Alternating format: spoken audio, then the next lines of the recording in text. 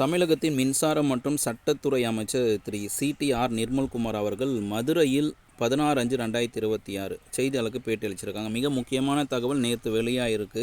இந்த தகவல் வழியாக பள்ளிக்கல்வித்துறையில் ஊழல் நடந்திருக்கா, ஊழல் நடக்கவில்லையா, அதே போல் எத்தனை ஆசிரியர்கள் தேவைப்படுவார்கள், அவர்களுக்கான பணி நியமனம் எப்படி இருக்கும், பட்ஜெட் எப்படி அமைக்க போகிறாங்க, இது எல்லாம் ஒரு கால வரிசையின் அடிப்படையில் இந்த செய்தி குறிப்பிலேருந்து நம்ம தெரிஞ்சுக்கலாம். சேனலை சப்ஸ்கிரைப் பண்ணிட்டு மற்றவங்க ஷேர் பண்ணுங்கள். இது மிக முக்கியமான தகவல்.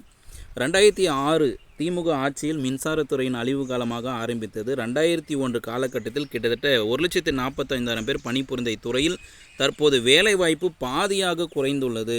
அப்போது மின்சாரத்துறையிலே வேலைவாய்ப்பு பாதியாக குறைஞ்சிருக்குன்னா பள்ளிக்கல்வித்துறையிலும் வேலைவாய்ப்பு குறைவாக தானே இருக்குது. கமெண்ட்டில் பதிவு பண்ணுங்கள். சேனலை சப்ஸ்கிரைப் பண்ணாமல் இருந்தால் உங்களால் கமெண்ட் பதிவு பண்ண முடியாது. சப்ஸ்கிரைப் பண்ணிவிட்டு கமெண்ட் பண்ணுங்கள். கண்டிப்பாக உங்களால் உங்கள் கருத்தை பதிவு செய்ய முடியும்.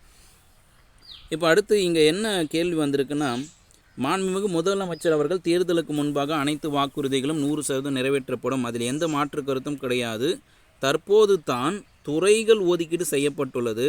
மாண்புமிகு முதலமைச்சர் அவர்கள் பதவியேற்ற பின் கூறியது போலவே முழுவதுமாக துறைகள் ஆய்வு செய்யப்பட்டு வெள்ளை அறிக்கை வெளியிடப்பட்டும் என தெரிவித்திருந்தார். இந்த ஆய்வினை எங்கள் துறையில் முடித்த பின்பு தான் எங்கள் துறையில் என்ன செய்ய வேண்டும், தற்போது அனைத்து துறைகளையும் தணிக்கை செய்து அதில் முக்கியத்துவம் வாய்ந்தவை எது முதலில் செய்ய வேண்டும் என்பதை ஆராய்ந்த பின்னரே ஒரு முடிவுக்கு வர முடியும். இது ரொம்ப ரொம்ப முக்கியங்க. வெள்ளை அறிக்கை வெளியிடணும்.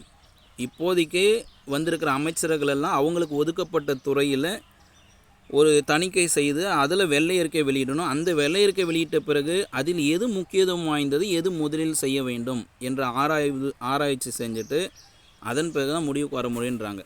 அப்போது இங்கே மின்சாரம் மற்றும் சட்டத்துறை சார்ந்த அமைச்சர் இப்படி செய்தி குறிப்பு கொடுத்துருக்கிறாருன்னா, பள்ளிக்கல்வித்துறை அமைச்சரும் அதன் கீழ் இருக்கின்ற துறைகள் எல்லாமே ஒரு தணிக்கை செய்யப்பட்டு வெள்ளை அறிக்கை வரும். வெள்ளை அறிக்கைக்கு பிறகு தான் பணியிடங்கள் நிரப்பப்படுதல், ஆசிரியர் தேர்வுக்கான பணியிடங்கள் அறிவிக்கப்படுதல், தேர்வு அறிவிப்பெல்லாம் வரும்ன்றது இந்த தகவல் வழியாக புரிஞ்சுக்கலாம். எத்தனை பேருக்கு புரிஞ்சு அத்தனை பேருமே லைக்கை போட்டு மற்றவங்களுக்கு ஷேர் பண்ணுங்கள்.